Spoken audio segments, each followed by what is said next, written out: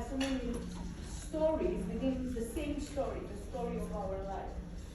And in my body of work in the past 10 years, I've come to understand that us women, we are magical creatures. Indeed we are. When we go into our self-leadership, when we come to understand ourselves instead of fighting ourselves, magic happens. When we give our human side enough compassion, understanding, enough space to be, to sleep, to eat, to caress someone, to give a kiss, to give a hug, to receive a kiss, to receive a hug, something else unfolds. And we also have something that tales have been written about. Stories of magical creatures, you know, like women singing towards the shores and pirates crushing boats because they've heard the woman's voice singing. And I think these are not just tales, these are depictions, if you want, of our magic. Because there have been a lot of women who, when they learn to understand each other and to love themselves, they have unleashed something else. And I did that for myself, and this is what I do. I work with women and help them transform their lives. And I have two areas where I do that. And when I work with men, because I also work with men, I will tell you a little secret. I'm working with them for their daughters, for their women, because I love women, and I love to see us thriving as magical creatures, just as chocolate, you know? Because chocolate is, sometimes it's apparently hard on the outside, but when you know how to treat it with warmth of our mouth, with focus, with our consciousness, you discover chocolate. And this is how women are. And my journey starts when I was born. I'm almost 37 years old. I have a 12-year-old daughter. She's just starting her self-leadership journey, because you know, it's that pre-adolescent area side of life where you think you know yourself, but now you don't, because your body has changed and what is happening. I used to love to play a lot, but now I don't, and now I want to see which clothes fit me best. And 3 years ago I didn't care about purses, and now I do care about how my hair does. And she's like in this beautiful aspect of her life, this beautiful journey, when she's just starting her self-leadership. And it's very nice for me to witness her development and to relive my adolescence and sometimes heal some parts that have been, let's say, misunderstood. And I have a dog, border collie. His name is Hans. And we have now 3 cats, but we used to have more during the summertime because it was like 10, but it was a lot of kittens. And I love taking care of my house, having a very alive household, you know, with cats and dogs and birds, and I have a beautiful garden. I love gardening, and I love to help people change their mindset. I love help myself change my mindset, because, you know, we walk in life with the attitude like we're right, you know, like we know. But what we know is what we've lived. We don't know what we haven't lived yet. So I think, like, if we walk in life just thinking that we're right, we don't allow life to surprise us. And life has surprised me a lot. When I was, let's say, I think 22, I had a surgery for my vocal cords. I didn't speak for 3 months. I was about to lose my voice because I didn't know how to take care of me. Then, a couple of years later, I fell because I was a workaholic, and I fell at my job and broke my elbow so hard they had to put a screw here and had to go through a lot of reconstructive aspects to rebuild it. And they said that, well, you know, because after surgery I could open the hand only like this. And they told me that, I'm sorry, we're sorry, you cannot use it more. But I told you, as women, we are magical creatures. We can do anything we put our minds to, and especially our hearts. And I said, you know what, I will love this elbow so much, so tenderly, even though it hurts, because I want to be able to use it. In total, I think I have around 10 surgeries. And 2 of them have been for breast cancer, which happened, I think, 10 years ago. Yeah, I'm a 10 years old woman, let's say. My life started and had this revolution 10 years ago. Well, I decided it was a revolution, and I decided, you know what, I don't know how much I'm going to live, so why not make it spectacular? Spectacular, what? It's spectacular for me. Because I want, before I die, I want to understand what contexts are most suitable for me and for my body and for my metabolism, and choose those contexts of life, or build those contexts of life. And this is how I've learned self-leadership. And I've started leading myself. And then I've asked myself, okay, I have no breast at the moment. I didn't have reconstruction, so I don't have my left breast, it's just a prothese. I was very skinny, didn't have muscles, so, and I was very afraid. I was 27 years old, my daughter was 3 at that time. And I was very afraid that, you know those thoughts we have. Who's going to take care of my daughter? Who's going to take care of my husband? And I slowly started understanding about self-leadership, about who I am, about the fact that I don't know myself too much, about the fact that I was not right. I didn't know. So many aspects of life I didn't know. And I was about to embark on this journey of just finding out more about life, more about me being alive, more about me. 10 years ago, if you would have told me where I was and how I felt, and I didn't feel good in my body, if you would have told me, in 10 years, you will be paid for who you are, for who you have become.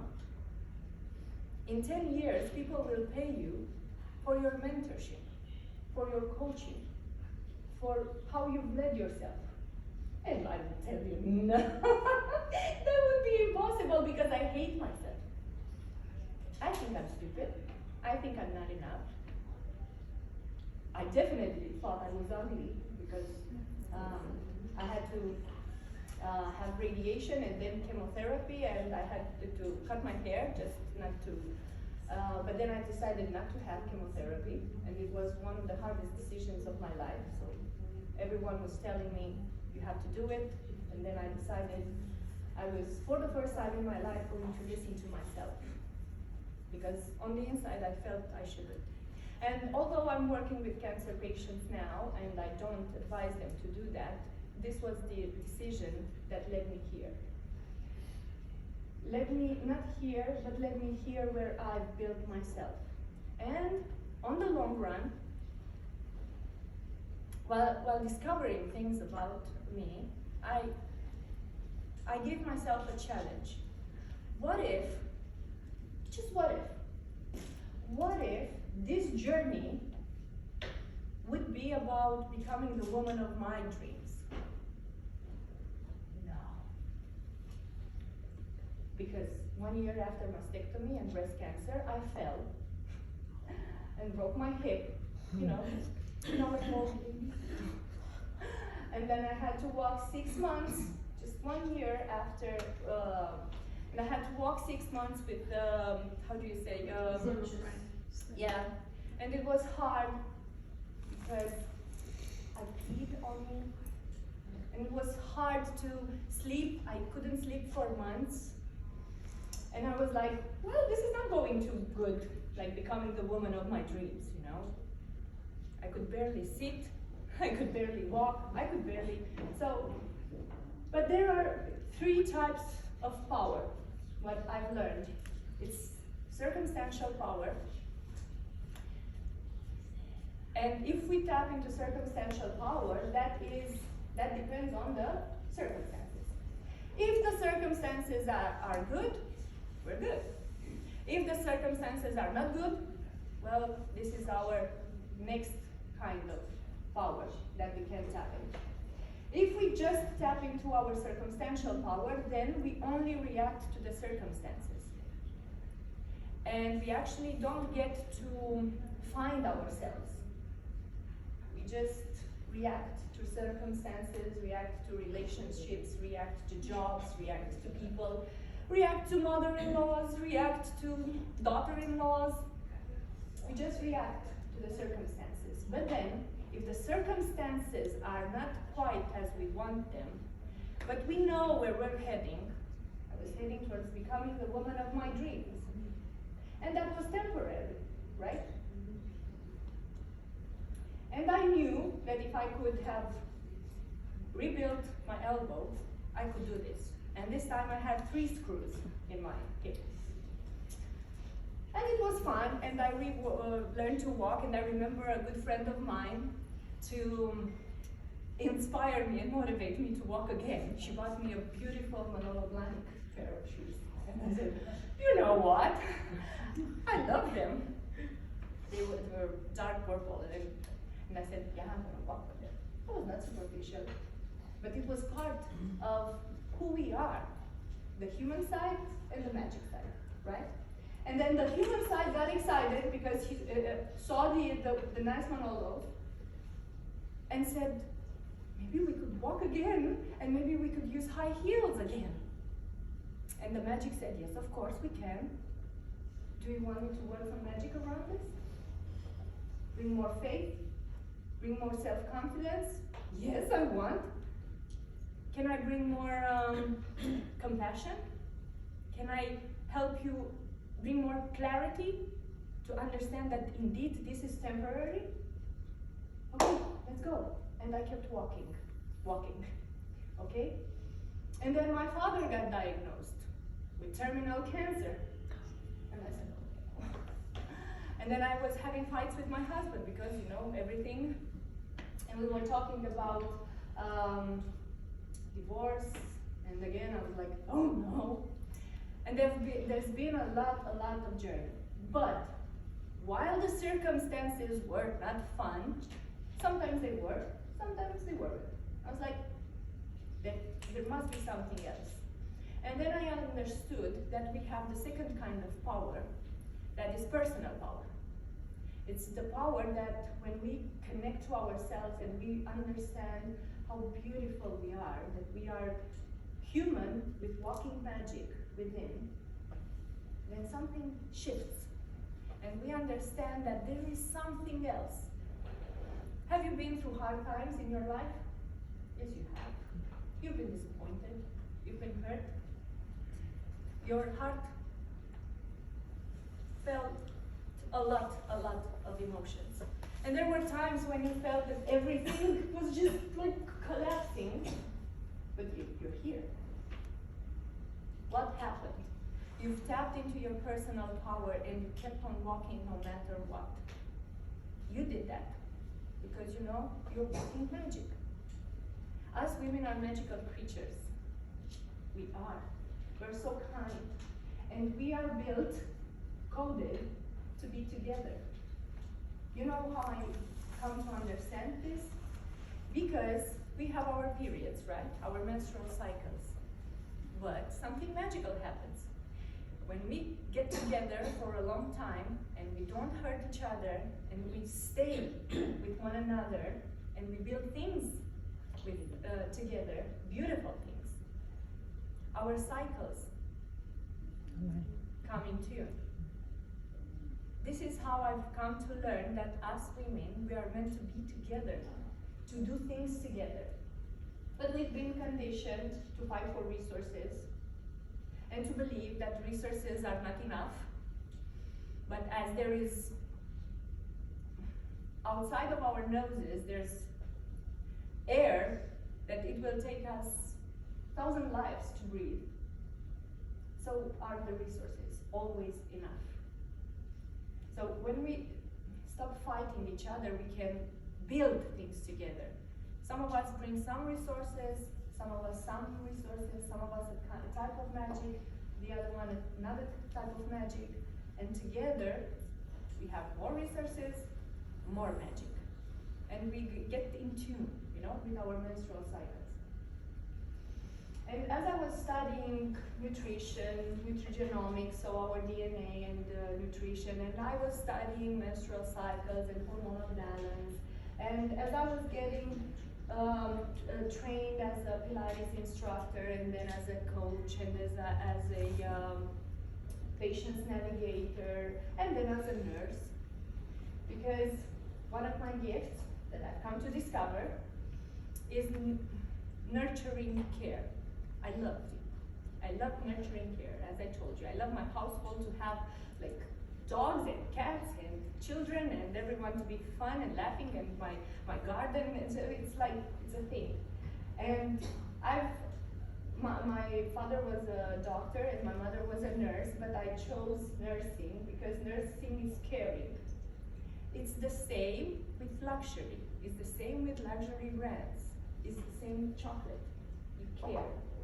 And because you care, you build beautiful things. So, I kept walking towards becoming the woman of my dreams.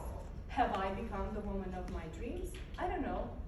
Sometimes I feel like a masterpiece. Sometimes like work in progress, and sometimes I don't feel like I'm just towards Antarctica and I want to reach Paris, you know? But it's normal. And then I understood that there is circumstantial power, there is personal power, and there is also self-leadership, the third type of power that we have. Self-leadership means knowing when to build circumstances that are good for you and for the others. It's what you're doing here together. Because each and every one of you taps into self-leadership in different situations, right? And you lead yourself. And you know how to build contexts that are good for you, good for your children, for your family, for your loved ones, for your colleagues, and for your friends. So, circumstantial power. And when the circumstances change, we tap into our personal power and we keep on going, no matter what. Personal power is about no matter what. And then self-leadership, it's about me, you, and us together. It's about what life taught me, that, listen, if you dare and you are brave enough to keep walking and willing to find yourself at your highest version, because so few of us, so many of us know each other at our worst. We know each other when we yell, when we cry, when we fight, when we want to be right, when we have been disappointed and we want to prove that they were wrong, you know?